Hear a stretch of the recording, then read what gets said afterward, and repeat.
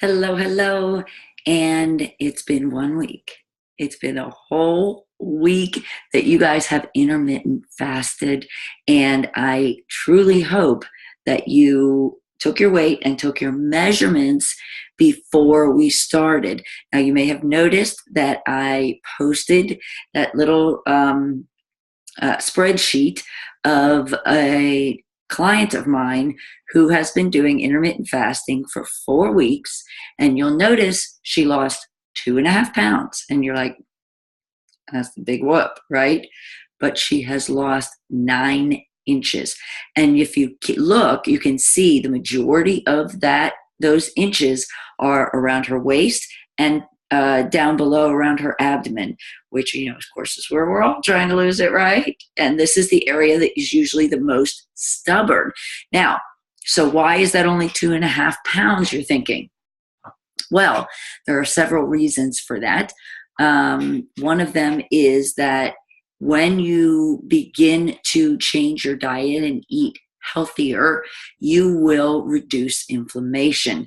And so inflammation doesn't necessarily weigh anymore. It's just like puffiness. If you hurt your arm and it swells up, the arm isn't necessarily heavier. It's just more swollen and more puffed up. So some of those inches are inflammation, which is way more good news than weight. Why is that? Because inflammation causes disease. So if you are eating better, you are burning fat, you are also fighting disease and reducing inflammation. Okay? So this is amazing news, and this is why she feels so much better too. So the other reason that the scale hasn't gone down that much is because she's doing a weightlifting exercise program. So she is gaining muscle. And as we know, muscle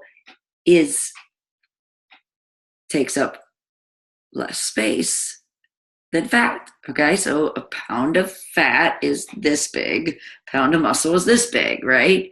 So they're both a pound, but one's going to take up this much room and one's going to take up this much room, right? So if her weight now is in muscle, it's going to only be taking up this much room, which is why her inches have gone down. Okay, so this is amazing news. Every bit of this news is amazing news.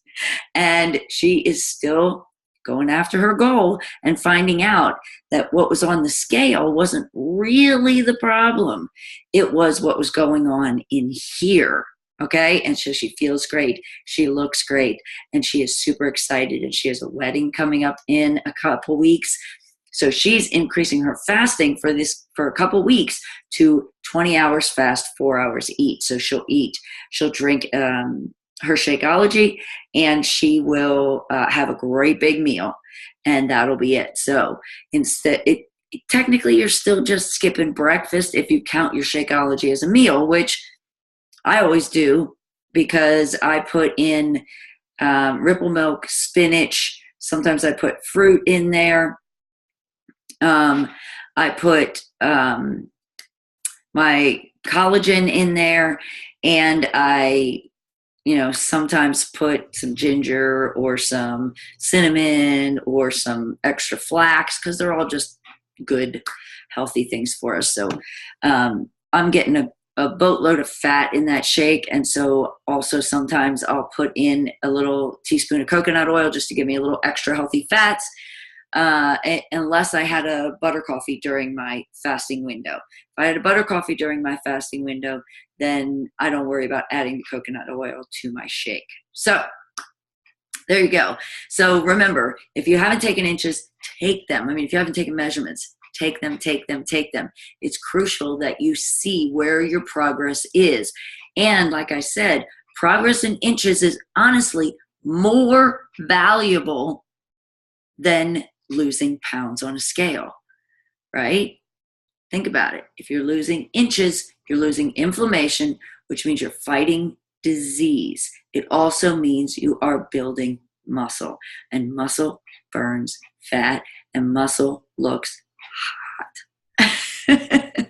So, speaking of working out while intermittent fasting, I want you to make sure that if working out makes you not feel good, that you don't do it yet.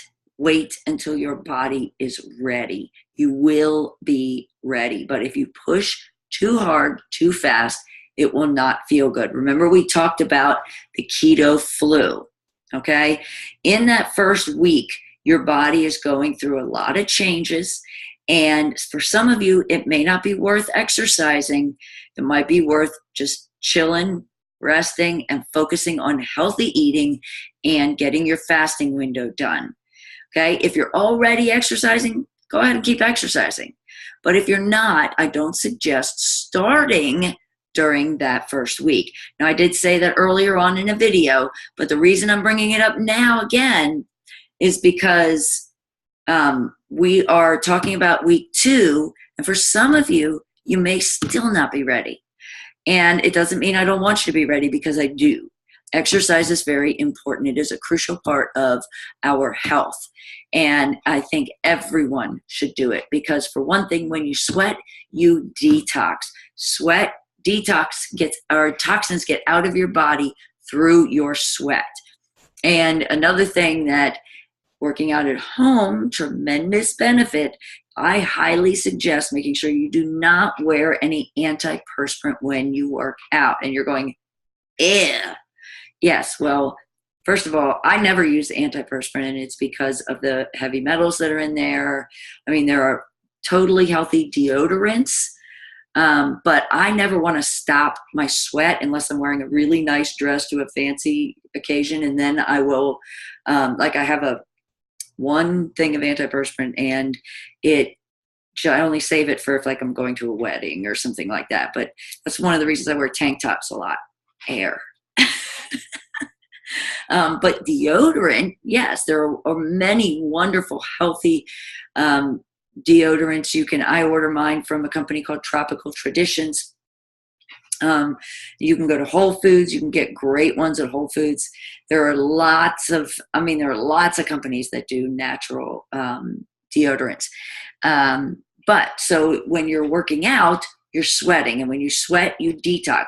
And the reason you don't want to wear deodorant is because the reason that when you sweat under your arms, it stinks, is because there's bacteria. Let it get out. Okay? And again, you have to know yourself. Don't do anything that doesn't feel right. So pay attention to your body. Keep journaling what you're doing. I know that some of you have already talked to me about journaling everything. That is rock star. I will be posting I'll send you guys each an individual message to set up a time to actually call, and we will have a consult call on the phone, and we can talk about what you've been eating. We can talk about what you've been doing, how you've been feeling. So if you're journaling, we can discuss it. If you're not journaling, you're not going to remember. And I promise you, you won't remember. I thought I was eating super healthy, and I did a 3-week detox, and you can only eat, certain times and 3 times a day. And I just kept walking over, it was like a total habit, walking over to the pantry or the fridge and opening it up. And I was like, what am I doing? It was just a complete habit. And then I realized how often I was doing that.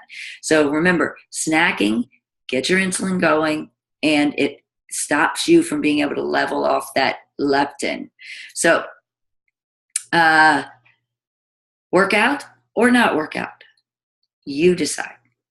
But if you decide you're going to work out and you're not sure what to do, message me, because I can hook you up with some amazing, amazing workout programs.